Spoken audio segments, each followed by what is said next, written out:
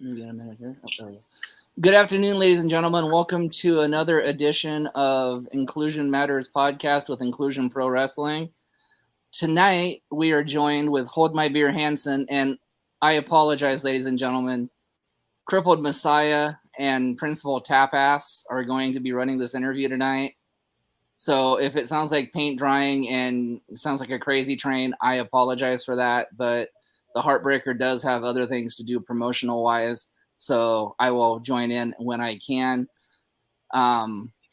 Again, I'm joined with Crippled Messiah, who, is just an okay average Joe that sounds like paint drying because, he's a huge fan of that orange juice loving Orange Cassidy, who I hope gets his ass handed to him today in Chicago by John Moxley. That's just my personal opinion. Tapass, dude, your Dodgers can't even beat my Braves. You have nothing to say. In fact, I should be the one as a Braves fan to put your ass in detention. Wow, he is really talking some mad heat. Y'all just gonna let him run over you like that? Man. Well, see, here's the thing. I'm in a wheelchair. Wait till I get in that chair, and I'll be the one doing the running over. I'll tell you that right now. I hope you run over just his pinky toe. Only the pinky toe. I think I can make that happen. So, before I let this interview happen, we need to thank Bruno's Pizza and Kevin Wasson, American Family Insurance, along with Kathy's Clutters and Event Center. So, I will turn this over to Hold My Beer Hanson. Please let us know about yourself. And then, boys, have a great interview. Yep. All right. As I introduce myself, my name is Hold My Beer Hanson. I am one third of the All-Star Special. We are a trios group here in the Southeast, based out of Georgia. So we wrestle in Florida, Tennessee, and the Carolinas. We have yet to debut in the Carolinas. I really need to. We do Alabama, and we've been to West Virginia. But enough of that. Really, the main thing is here is we do a lot of great things in terms of like merch sales and getting out there with the kids and being heroes and doing that extra mile in terms of outside the ring to where it's a lasting memory and we create amazing things for people to remember for days to come. And yeah, sometimes we wrestle. Yeah, we do wrestling sometimes. Very cool. That kind of sounds like what our mission statement's going to be for Inclusion Pro Wrestling, which is what the Heartbreaker's working on right now. As I Okay. said before, I'm in a wheelchair, so and Yeah. my the mission statement with inclusion, because besides me, two other people on our board of directors have disabilities, Hmm. and so we're not going to turn anybody away, and we just want to give disabled people and anybody that wants to have a chance to live their dream, you know, that chance. That Because sounds awesome. 20 years ago, I was told I wouldn't do anything in wrestling because I was disabled. Because of my There's a job wheelchair. for anybody in this business. Absolutely. And so that's kind of what we want to do is, be that like kind of step forward as the promotion and Yeah. For my shoot job, actually, I'm a employment specialist. I help people with IDD uh, gain and retain employment. So, yeah, I work for a company that does really great things and helps people live the lives they want to live. And, we do residential and community support, and I'm the employment division, but we do a lot of awesome things. And honestly, like, it's such a heartwarming and rewarding job that I wouldn't trade it for the world. Also, the benefits are awesome because I work for the state and helps me out, in case I end up, breaking my neck. Exactly. So, the first question we have is, who were your wrestling heroes growing up? My first memory is Stone Cold being thrown off the bridge by The Rock with the Intercontinental title. My dad was a beer drinking, Marlboro Red smoking, hardworking dude. Is a hardworking dude. Um, and he sounds like Stone Cold. So Stone Cold was my first hero. On the WCW side, of course, I love Diamond Dallas Page because just the fireworks and the bang. Um, when it got later on down the road, I started really liking guys like Triple H when I got older. I hated Triple H as a kid because like he was dastardly. I loved as soon as like DX started up again. The 2003 2005 area. Yeah. That was a great time. CM Punk was one of them, and Kevin Owens. Like Kevin Owens is actually one of the first ones that got me to where I was like, okay, I think I can do something like this. And it's not because I'm a bigger dude and have a beard and kind of look like Kevin Owens. It's more like I liked his attitude, and it was like fun watching it. I tell he was having fun, and that was the biggest part for me. Absolutely. All right, Tap, what do you got? Your top 5 giants of all time. Giants. Oh, well, give me Big Show for number 1 for sure. Actually, let me start for number 5. Number 5, Giants. We're talking about people like 6'8" and maybe above.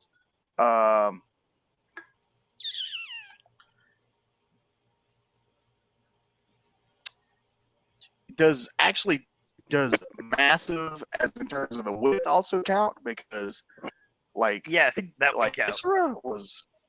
Viscera was wild. Like I saw him through a wheelbarrow kick, and it was like it's the wildest thing I've ever seen. Put Viscera in there, number 5. Give me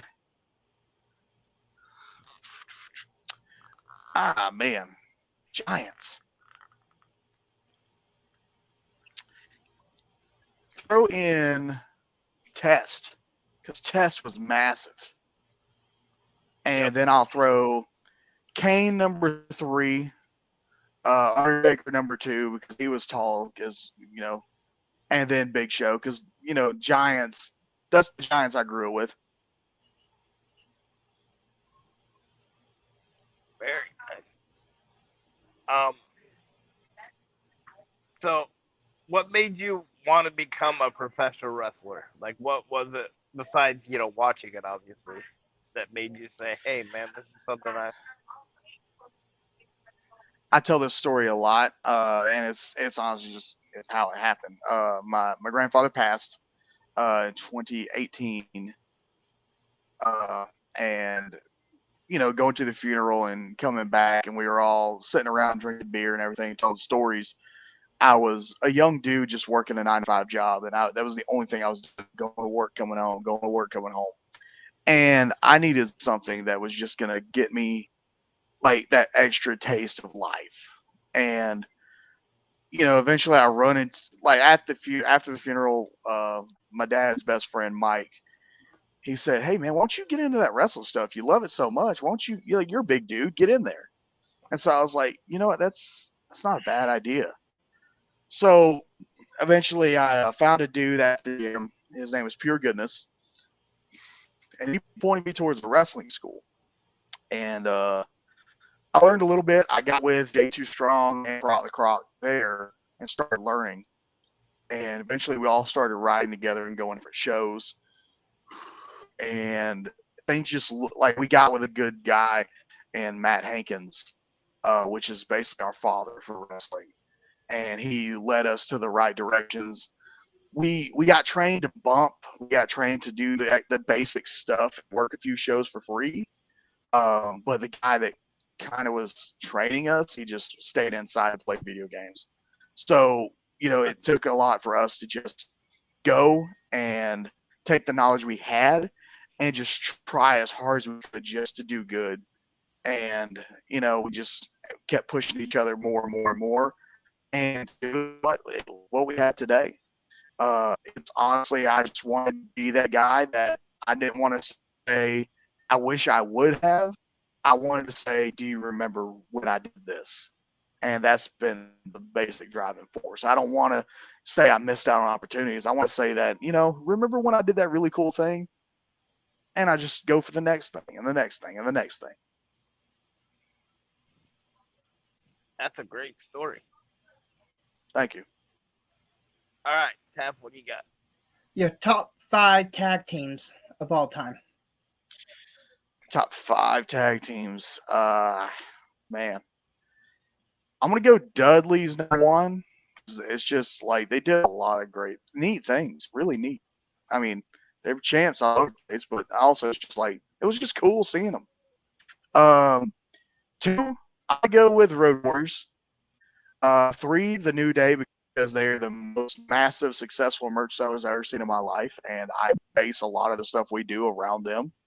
Um, Tag teams. I honestly I enjoyed the 2-man power trip, Stone Cold and Triple H.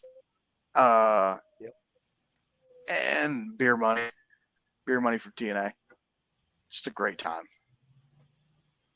Yeah, good list. Uh, top 5 male wrestlers of all time. Of all time, so I'm doing my around Mount Rushmore plus 1. Give me, give me Steve Austin. Always, it's always going to be my pick. John Cena, because he just did so many great things. Ric Flair. Give me Undertaker because he was just such an influential and had such longevity. And we'll throw in Hulk Hogan at the end. Very nice. All right, Tap, what do you got? All right, if you could have one dream opponent to wrestle, who would it be and why?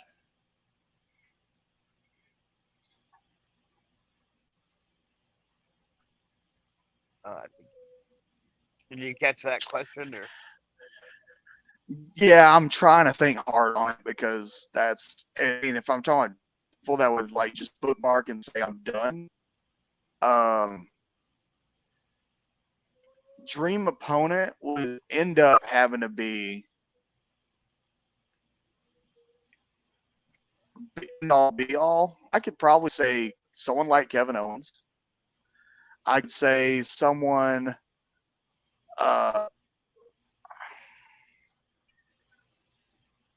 right now, I do love Malachi Black. Like that would be one of those end all be all matches. I'm just like I love it. Those guys like that. Eddie Kingston, Brody King would be dope. Um, yeah, there's a big list of guys that just would like blow my mind if I ever got the chance to get in there with them. But those are probably my main ones right there. Got ya. So, how did your finisher come to be? So the singles or the tag? How about both? Okay, singles. So we were out there and I was training. Like I was still when I was starting out. I was messing around. Everybody else had like cool things like lariats and super kicks, stuff like that. And I was like, I'm a baby face. I need something quick and can get the job done. And I think Drew McIntyre was on top time. And I was like, I think I could definitely do the Claymore. And I was like, let me do something cool with it. And I was like, let's just name it the Rockets Red Glare because I was carrying an American flag around the time and wearing, red, white, and blue and all that. Just easy pops for everybody because they just knew that, hey, USA chants were coming up.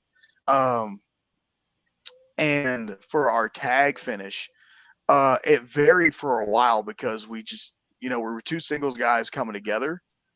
And eventually we started working towards what big moves we could do to put them away. And since we're bigger guys than a lot of the people that we face, we wanted to go for high impact and to use our weight to our advantage.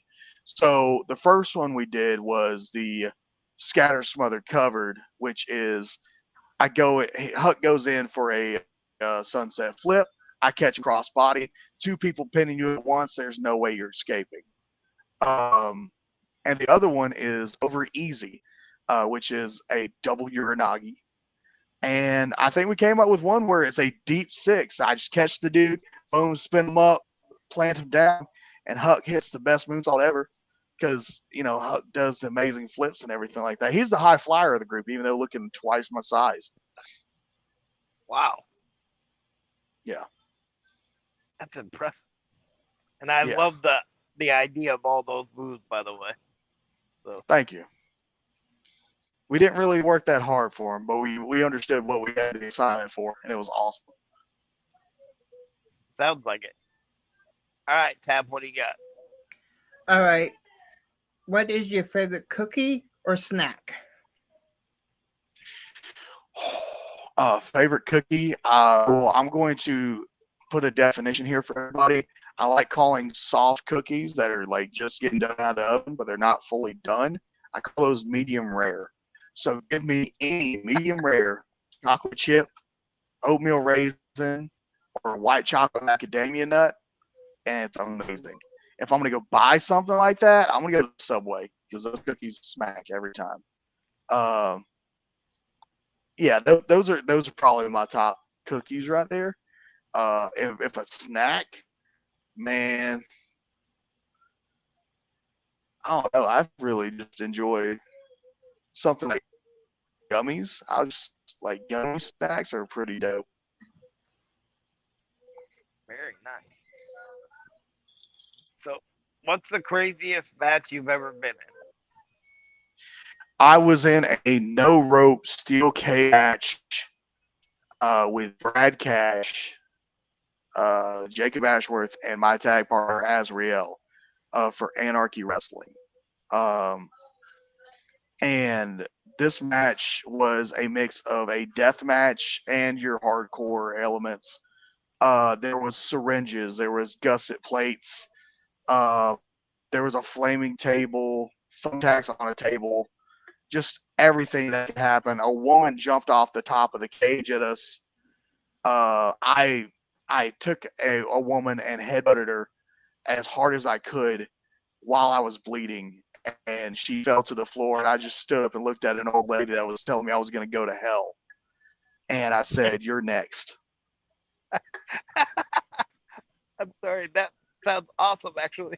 In the contest of the It match, not headbutting. it was awesome. I enjoyed every minute of it. I felt like I came into a new level of being a heel.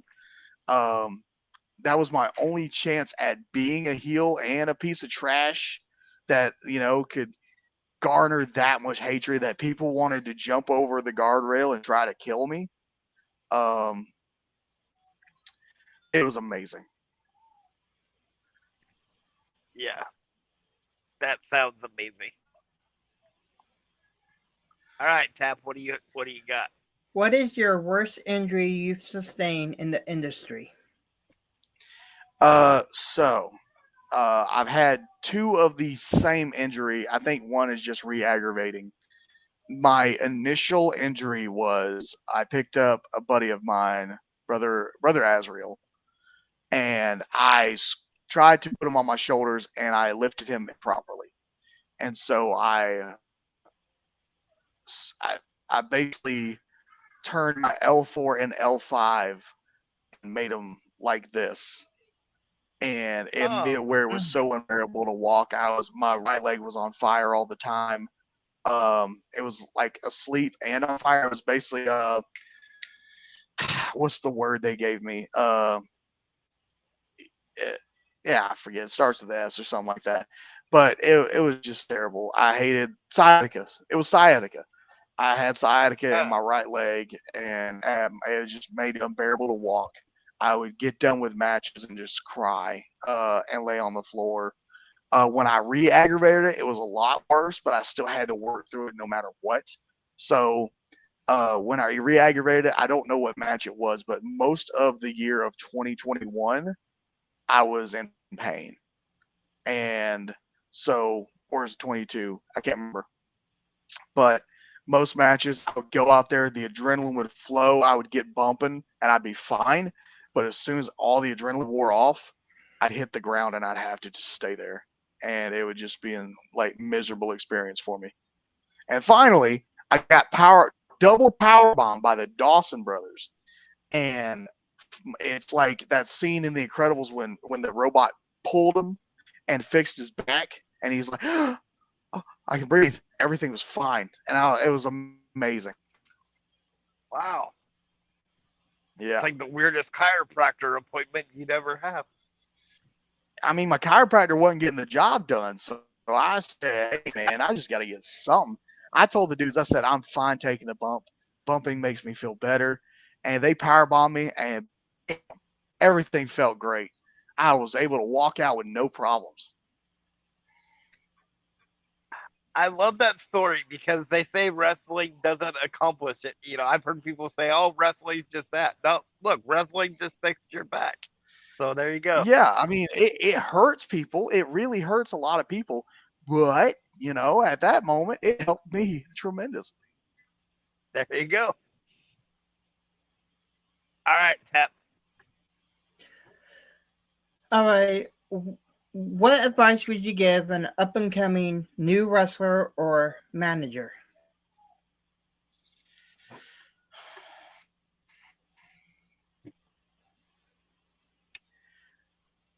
From someone, I can't really say do, because my rookie year, I did something that a lot of people don't like to do and probably shouldn't do. So my rookie year, I took off and I became entertainer of the year, male entertainer of the year for Georgia.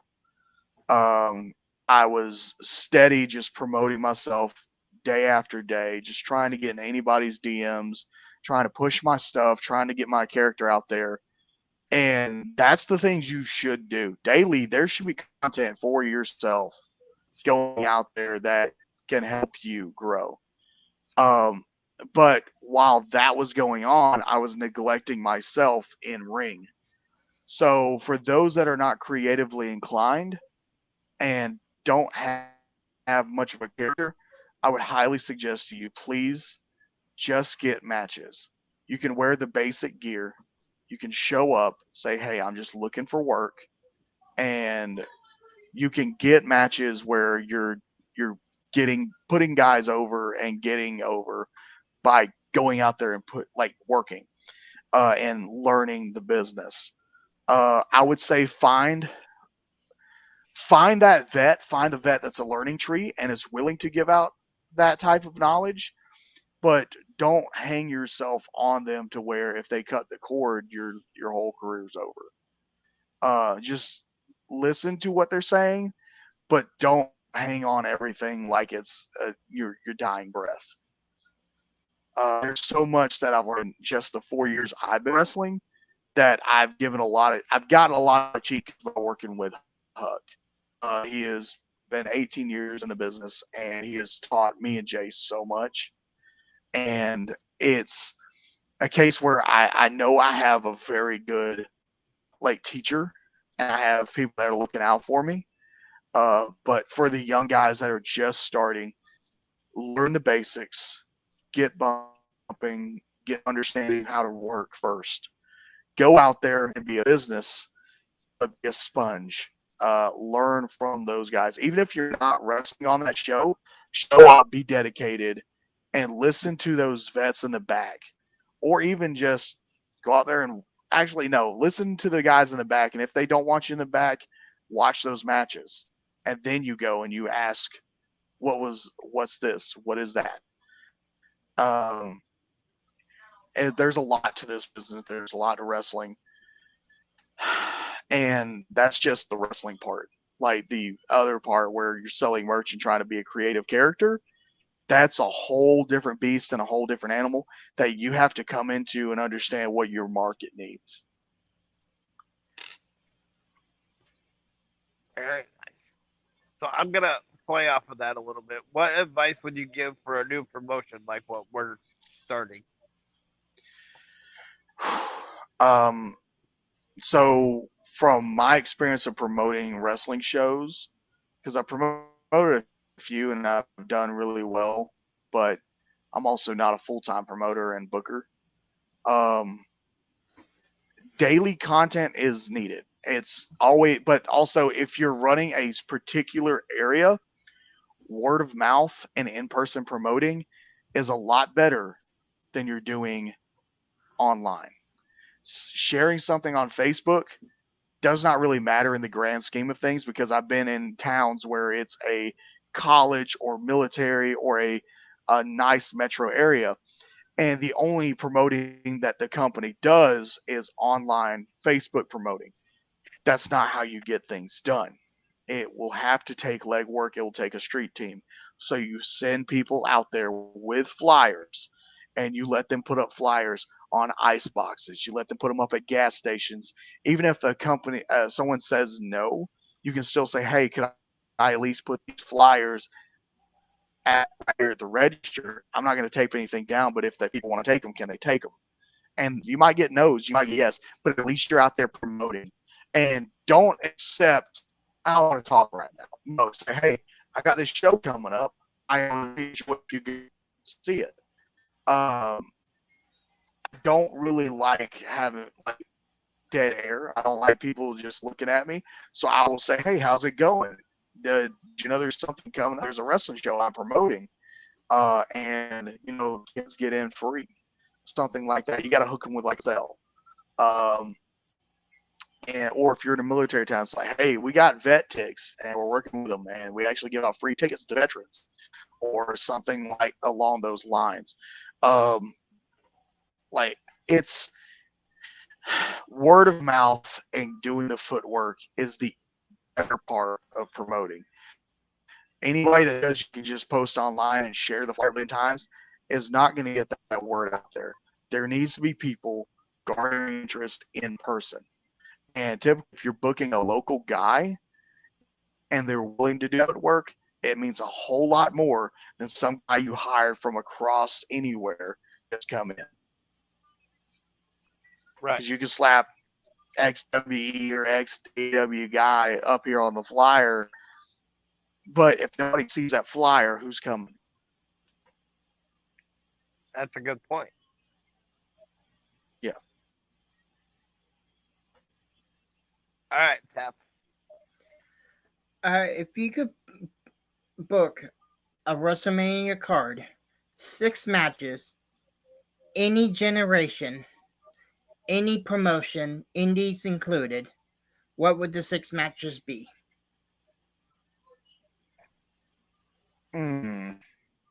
That's a tall order to fill. All right, I'm going to give you let's start with the main event title match. So we're going to go with WWF title. We'll do WWE title. We'll go.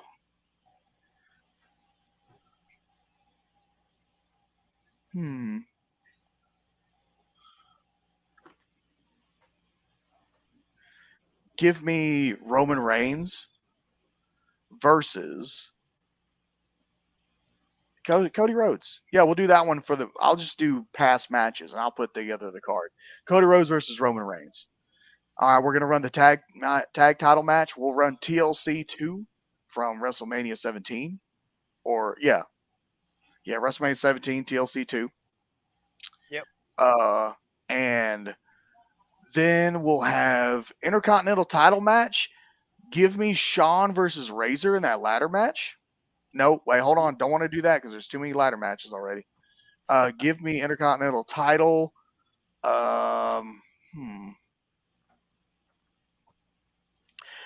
Ooh, man. You know what? Give me Gunther versus Sheamus versus Drew McIntyre. That was just hard. It hurt. That was a great match. Yeah. U.S. title. Man. Who can I run with a U.S. title that had a great match at WrestleMania?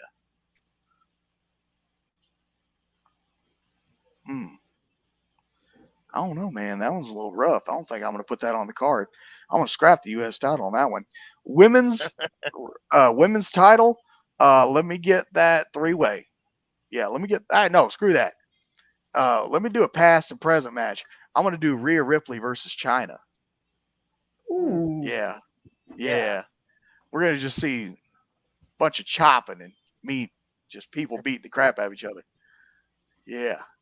Where we at? That's like 4 matches right there. 5. That's 4. Yeah. 4. So let me get number 5. Special attraction. I'm gonna do Shawn Michaels versus Ric Flair. Ooh. Yeah. And Brock Lesnar versus The Undertaker. Yeah. Yeah, we'll run that one. Now, playing off of that, I would have thrown in a body slam match challenge. For Omos what? What we're gonna versus do? Andre. Omos versus. Well, the thing is, Omos is a lot smaller than Andre, and like in size comparison, like yeah, they're both tall, but Andre had more weight, so he was able to handle carrying more weight. So it'd have been an easy finish there. Yeah, Andre would have picked up Omos like it was Nothing. yeah. So what was the match or the moment that you kind of had your oh shit moment? You made it kind of. There's I think there's two of them. Yeah. The first one where I said, "Oh shit, I'm here." There's a company called Southern Honor, and when I was training and just starting out, it was the be all end all. You know, the company that was hot, a lot of great production. Everybody wanted to be there. So when I hit up Dylan and Gary, I like, hey, I want to be in your Rumble, and it was during 2020, so it was a terrible time to get into wrestling, and try to get something going. But for like 3 months or 4 months, we just kept pushing and pushing promotion on me getting into their Rumble. And when I hit that stage and my music hit, the crowd erupted. Like it was 500 some people, and they just went ballistic. And just getting all that energy on the stage was just a magical moment for me. And then the other one was the first match of the All Star Special. Huck chose Sweet Caroline, and it was just like, I don't know why. I didn't really care for the song, and I thought it wasn't gonna work. But our gimmick is based on the Waffle House, which has a jukebox. It's a diner thing, and we just come out and we're two dudes that are everybody's favorite tag team because we're just every guys. So we come out in this Sweet Caroline, the whole crowd sings with us, and I'm going nuts in the ring. I'm just like yelling obscenities to Huck, saying, "How is this happening right now?" And it was just such a magical moment that I don't think I even came down. Um, there's been a few moments like that where I'm just like, oh my God, I'm at the dance now. What happens? But those are the biggest moments right there. Very cool. Okay, Tap. All right. Your Kofi Kingston Royal Rumble moment. It was the debut. It was the debut at Southern Honor because whenever that, I don't think I've ever had one of those where I've dodged an elimination because I've been pretty quick to get eliminated because it's not really anything magic for me to be in the match. But I've always had the grand spectacle of coming in and people expecting amazing things, even though I'm like thrown out very fast. So I would love a moment to shine in a Rumble, but it just happens. I'd love for somebody to pick me finally. Well, I'm sure it'll happen down the line.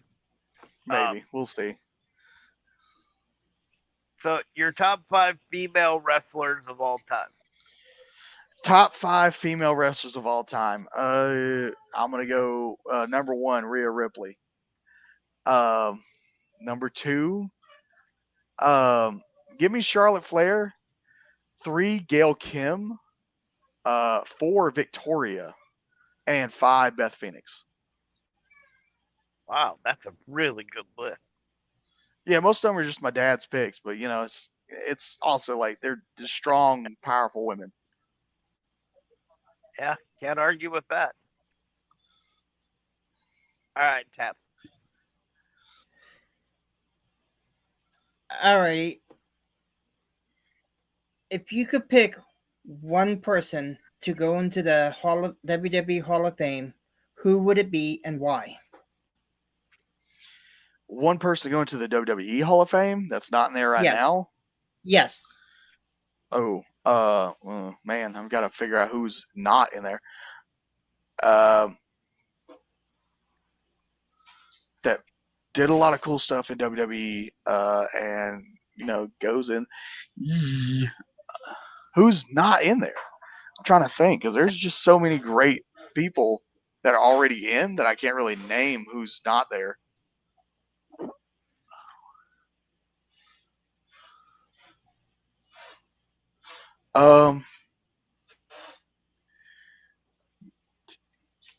Yeah, give me why is Big Show not in? Yeah. There you go. That's a good one. Like, honestly, he did such a great job with everything. Like, why is he not there? Yeah, he didn't even complain about anything too. Where there was a lot of times he probably could have. Yeah, I mean, he had a whole career that just did great jobs for WWE.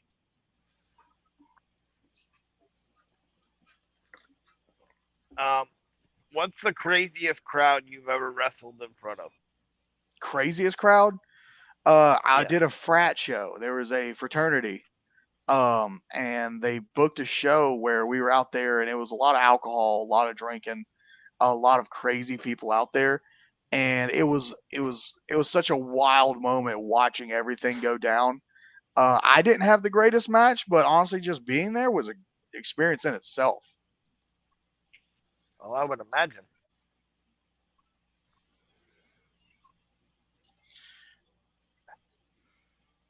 Okay, go ahead, Tap. If you could choose your one dream tag team partner from any promotion, who would it be and why? When I started out, I would have probably chose Hacksaw Jim Duggan because we both carried American flags at the time, and it was easy like gimmick work. Tag team partner now of Dream Tag Team Partners. I mean, just give me just give me an essence. Just please, just let me tag with Stone Cold one time. Ooh, that would be awesome. It'll never happen, but it would just give me at least a sense of it. So, favorite finisher of all time? Favorite finisher of all time? Yeah. One that just I feel like puts everybody away, and no matter what, I'm going to give me the Tombstone Pile Driver. Whether it be Kane or Undertaker, it was just so good. You knew the match was going to be done right there. I know that like people did kick out of it sometimes, but it ended Right. up like finishing a lot of the matches. Well, and you have a good point because to me, what makes a finisher like one of the best of all time is like different variations they can do of it. You know what I And mean? the 3D. Give me the 3D Yeah. as well because that thing just There killed you a go. lot of people. Yes, it did. All right, Tap, go ahead. What advice would you give your kids if they wanted to become a professional wrestler? Well, my son, if he ever wanted to become a pro wrestler, I would tell him one, it sucks. I hate it.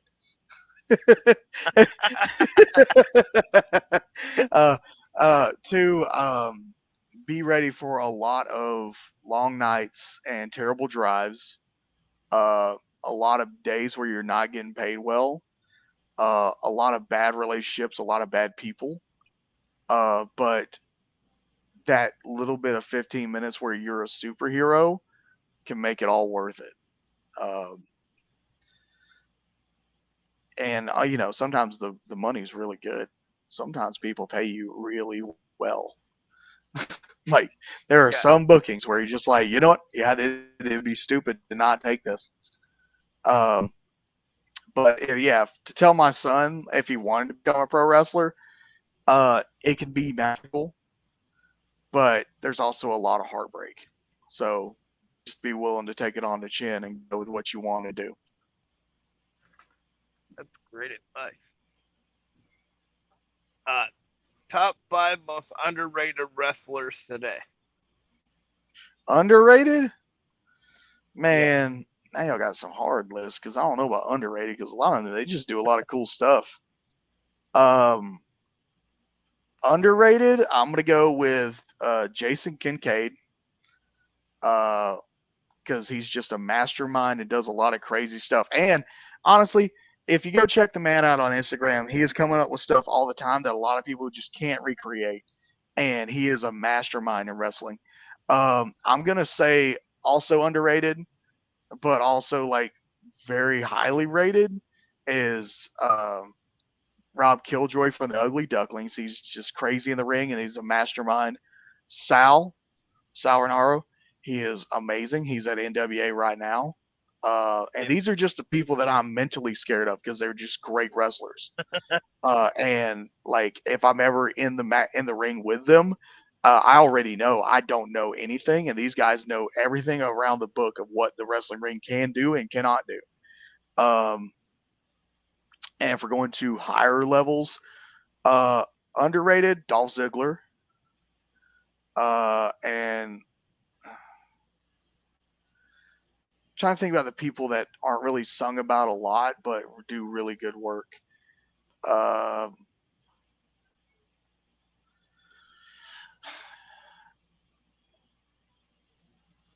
Man, last one was really the hardest. Honestly, Rob Van Dam was before his time. He was so way before his time. Oh, absolutely.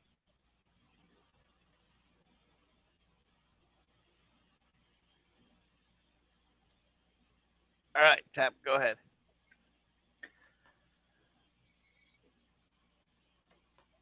Go ahead, Nathan. I gotta think of one.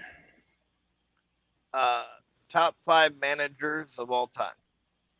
Top 5 managers. Number 1, Jim Cornette. Number 2, Paul Heyman. Those two are interchangeable. Number 3, top managers of all time. Give me.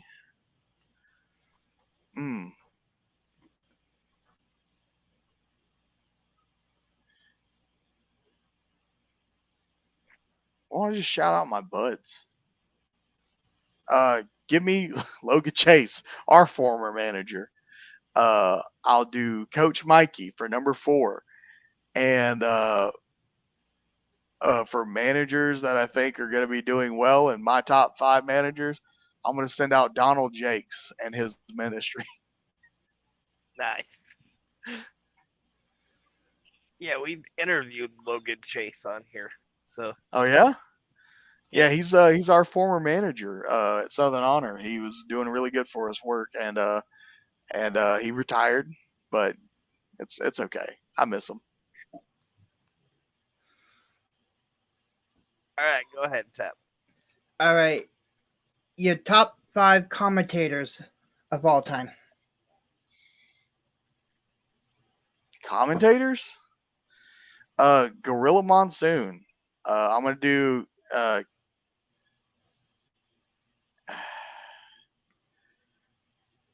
I forget his name. Michael Cole. Let me do Michael Cole number 2. Gorilla Monsoon, Michael Cole, Jerry Lawler, and Jr. Jim Ross. Number 5, I want to throw in Vampiro from Lucha Underground. Very nice.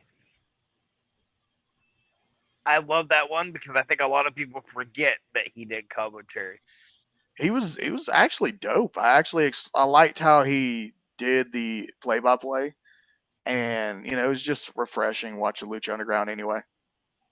Oh yeah, he was awesome on the commentating team. Yeah, I think he does AAA as well, right? Or he did. Yeah. Yeah, he does.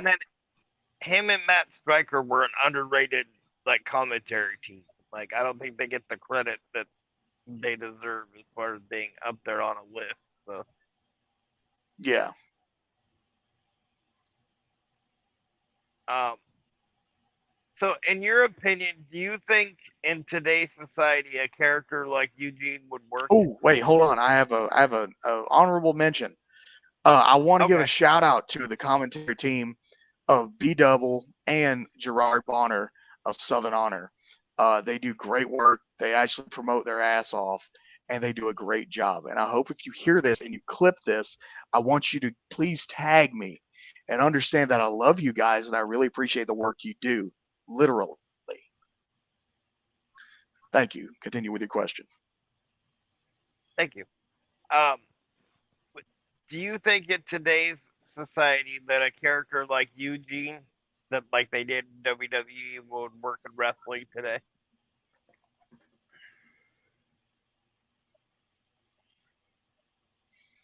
That would be hard.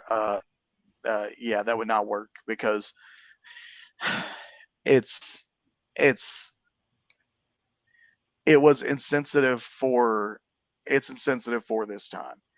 During the time of when Eugene came out, people did not know, they were not aware, they did not care. I know in the 90s, a lot of the understanding and laws and things that go on with people with IDD or people supported, those are when the laws and rules started rolling better in 90s. Um, so things just wasn't really catching up and people weren't aware and people aren't really privy to the internet and what they can understand. So in today's time, there's not a lot of things that can go like that. So you got to think outside the box. Um, Right. Not saying that he wasn't a great wrestler. The guy who played Eugene was an amazing wrestler. He made his money and he did exactly what he needed. But in today's time, that would not work. Got it. All right, Tab, what you got? All right. What is your favorite charity and why? Favorite charity? Um, Autism Speaks. Because I think we have the patch, or just Huck's kids. So Huck has a kid that uh that has autism, and since I also work with people with IDD, we thought it was like good idea that we should probably get these patches and do the autism awareness. So Autism Speaks probably the top one. I don't think we've ever done any charity work for them, but it probably would be cool. Very nice. What's your pre-match and post-match routine? Pre-match routine, talking a lot of trash and getting into I touch my toes so I can stretch out my back, and I do my stretches, and then I quote a line from Reba, which is "Here's your one chance, fancy, don't let me down," which is a terrible message of a song. But for what I'm doing, being a pro wrestler, I really feel like I'm a hired prostitute giving my body for that ring. So it makes all the sense. Post match routine is coming back through the curtain, heavy breathing, and saying a lot of obscenities, and slapping hands, saying, "All right, y'all, cool. Catch me back here at the changing area. We can talk." And drink a few And brews. I mean, really, if I got beer with me, I'll drink a few. But since I drive like 4 hours, I can't really drink too much because my wife knows everything. um, and you know what? I had never considered that song as like a pump-up song for like a wrestler, but you know what? Now that you said that, that makes a lot of sense.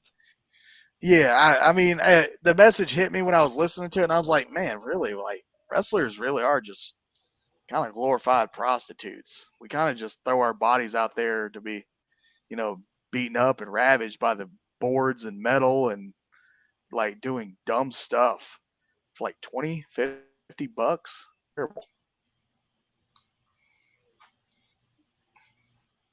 All right, Tab, what do you got? All right. What kind of mark would you leave on the industry after you retire from wrestling? I don't know when I'm going to retire from wrestling ever. Really, I can't really say, but if I have to leave one thing that I want to do with wrestling is leave it in a better place, of course. But the way I want to is to bestow knowledge and help people with the ways that I messed up and the ways that I knew worked, and help further along somebody else that could take that and run with it. Um, that's kind of a broad statement, but I would really like one day to be able to start my own school, get some guys ready, and be a mentor and let them travel and learn the things I was graciously left with. Because the mentors I have really taught me a lot, and been a bunch of them that have burned me, but there's a few handful of good ones that I really enjoy, and I'm really thankful that I've had. Very nice. Of the four major promotions, so that would be WWE, AEW, Impact, and New Japan. If you had the opportunity to sign with one promotion, no questions asked, which one would it be and why? Well, seeing that I have bills to pay and my son needs to go to school, and he's just an infant, and then I want to have a house and everything like that. I would love to have WWE. But then again, I'll also say, hey, AEW, if you need anybody in the merchandise department selling T-shirts, running a wire, I don't care if it's putting up the ring. All I need, brother, is about 30 grand a year and all my travel paid for. Please, I will take it. That makes perfect sense to me. I mean, hey, I don't care about being on camera. I care about having my bills paid. And a lot of the guys, and trust me, I would love to be a star, but at the end of the day, it takes a whole crew to run a production, and I'll be part of that crew, and I'll work everybody on that crew. Absolutely. All right, Tab, what do you got? All right. What is the craziest practical joke that was played on you? Or that you played on somebody. I think we need to add that part to that question. Ah, man. So we don't really do practical jokes as much as me and Jay are just goofy all the time. But I think there's been always this case where Jay will always try to get me to laugh no matter what circumstance. Um, so we're getting done with a match, and me and Jay are just quoting all these movies, all these TV shows, and all that. And I think we get done with the show, and Jay is just waiting for me outside the truck. And I went inside to go use the bathroom or something like that. Jay takes off in the car and leaves me there for a good 5 minutes. The better part about it is I had Jay's card for his debit card, and so I messaged him and said, "Hey, I'm about to spend $500 of your money unless you come pick me up." So it was basically a held hostage situation, and it was just great. I love that because it's like, hey, buddy, you could go, but you're gonna be like $500 short by the time you get back. I'm glad you're paying for everybody's gas for an hour.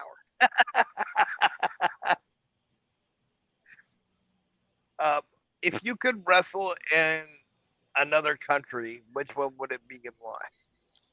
Maybe I one would that would love fit to. your style. Well, there's not a lot that fit my style per se, but I would love one to wrestle in the UK. Two, I would love to wrestle in Mexico. I'm not going to drink the water. Um, Canada be awesome. And Japan would just be amazing to visit. But I think my wife and kid at home probably very upset that dad's gone. That's a valid point. Yeah, All right. they're very important to All me. right. Oh, as they should be.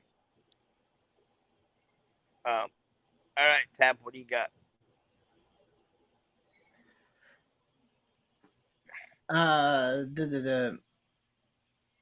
I can't think of anything. I think I just asked my last one.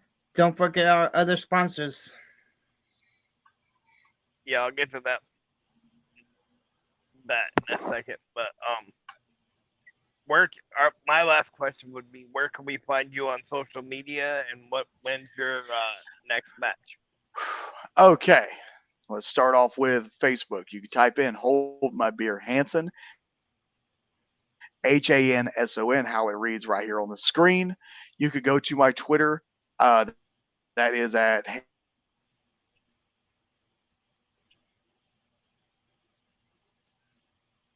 Did you catch me there? Nope, we lost you. So you were at your Twitter. Okay. Twitter, Hanson Beerman. Instagram, I don't post there because, I kind of lost the first one, so it's kind of lame doing it the second time.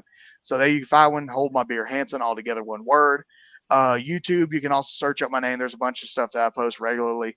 Most of the work I do is on Facebook, and you could catch the All-Star Special at IWE this Saturday. We're going to make an appearance at Southern Honor. We're not mentioned, but I'm going to go ahead and put it here anyway. I don't care if they care or not. We're Southern Honor IWE. We have a company in Florida that we go to called XIW Extreme Impact Pro or Extreme Impact Wrestling. They actually just brought in Austin Aries to start working some matches, and it's cool just seeing him and getting to work with him. Um, there's those are our main three right now. There's a lot of promotions we just pop up at GIPW, Georgia Independent Pro Wrestling. We're going to be working there regularly soon, and I would think those are the main ones. Everywhere else, just look at my Facebook, YouTube, Twitter. I don't care what it is. We're going to be promoting all our stuff. You can look for Will Huckabee, J2 Strong. We're rolling deep. We're getting all the t-shirts. My pro wrestling tees, prostees.com/hold my beer Hanson. There's a Labor Day sale coming up. I'm not promoting it because I'm really tired of putting those photos together. Just imagine I put that sticker over my shirts.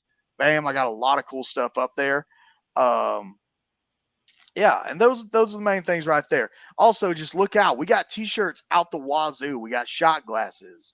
Everything you can imagine. We sell a lot more than the other guy with just shirts and 8x10s at his table. We're hosting seminars. We can actually do them online now. They're called the Mercenary 101. It's how to sell more merch, how to make it cheaply, and be effective with your merchandise, and to create that market that you need to make an extra dollar, because wrestling doesn't pay, but the merchandise does. That's great advice. And then our sponsors are Bruto's Pizza in Longview, Washington, Doty Gallery Tattoo in Vancouver, um, Kevin Watson at American Family Insurance. Go to him for all your insurance needs. That's also in Longview, Washington. Los Jalapeno Taqueria in Longview, Washington. El Ranchero in Longview, Washington. The CARE program, which stands for Community Action Reaching Everybody. And you can get a hold of the lady that's in charge of that on Facebook, and her name's Becky Bernhardt. Precision Power Washing, and you can find him on Facebook. And Bruce Nichols Painting for all your painting, pressure washing, and lead removal needs, and you can find him on Angie. So we want to thank you for coming on this afternoon. It was an awesome interview. I really appreciate y'all having me. And we'll see you again on the 26th. Thank you so much. All right, sounds good. And we'll be, for our viewers, we'll be on again here in probably about 45 minutes with another interview. So be on the lookout for that. And until then, everybody have a great day. Thank you so much. Y'all have a good one. Y'all want me to log off here?